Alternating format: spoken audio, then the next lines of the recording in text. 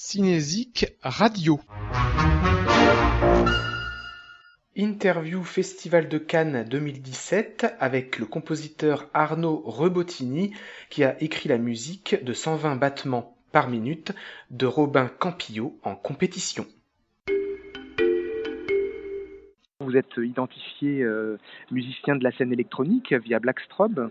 Et alors comment s'est faite pour la première fois la transition entre cette musique électronique que vous faisiez pour la scène et la musique pour l'image? Un peu avant Blackstrobe, j'ai fait en l'an 2000, j'ai fait un projet qui s'appelait Zenda Vesta qui mélangeait électronique et musique acoustique avec pas mal d'influences musique contemporaine du début du siècle, un peu jazz aussi. Et en fait, Robin Campillo avait remarqué ce disque, avait aimé, donc il m'a demandé pour Eastern Boy de faire la musique. Enfin, il m'avait demandé un morceau en synchro, un morceau d'un de mes albums solo, là pour le coup très électronique, très techno, et de compléter la musique du film par de la musique acoustique, sachant qu'il savait que je pouvais le faire. Voilà.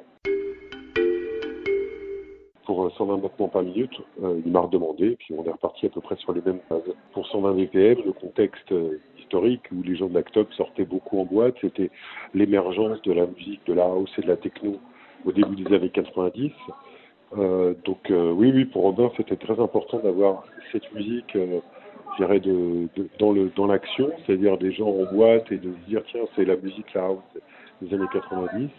Et puis qu'à des moments, on repasse vers quelque chose d'un peu plus narratif pour la musique et qui vienne souligner le propos de Robin, du réalisateur. J'avais envie que les deux éléments se répondent, enfin, les deux univers.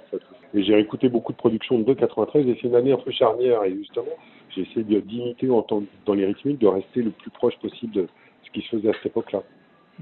Et qu'en même temps, le fait d'avoir des instruments acoustiques qui ne se faisaient pas du tout, ou en tout cas en plus des vrais, dans la house à ce moment-là, donne le côté 2017 de la musique, le côté actuel. Au moment du scénario, Robin m'a commandé des thèmes et des morceaux pour des endroits précis du film. Et il avait une idée déjà assez tout à fait conforme par rapport à ce que j'ai pu voir une fois le film monté, c'est-à-dire ce qu'il m'a décrit, c'est tout à fait ce qui a été à l'écran, et musicalement et dans ce qu'il en décrivait. Et donc votre inspiration vient pas de l'image, vient de la discussion finalement avec le réalisateur? Oui, tout à fait. Elle vient tout à fait de la discussion et du désir du réalisateur. C'est lui qui m'a commandé des choses spécifiques. J'aurais presque pu travailler sans voir le film, à mon avis. Parfois la musique, je trouve, elle est en fusion avec le son du film. Il y a même des battements sourds parfois dans la musique. Ça, c'était la première chose qu'il m'a demandé, de lui fournir un battement de chœur électronique. Et qui soit suffisamment entré. Par exemple, il en a refusé un qui était trop réaliste. Il disait que ça fait trop battements de cœur. Mais il fallait que ça évoque un battement de cœur, vous comprenez l'enjeu. Et ça, c'est la première chose qu'il a demandé. On travaille sur un son qui soit à la fois musical et à la fois d'ambiance. Et par rapport à la question de ce sujet assez grave, où il y a beaucoup d'émotions liées au personnage, pour pas tomber dans le pathos, il fallait trouver le juste équilibre. Quel est votre rapport de musicien à l'émotion? C'est ce qu'on s'est dit tout de suite avec Robin, qu'il fallait pas en rajouter sur la musique. Et justement, la musique en plus moi par rapport à ce que je fais, est relativement gaie. Il y a un petit peu de mélancolie, mais c'est tout.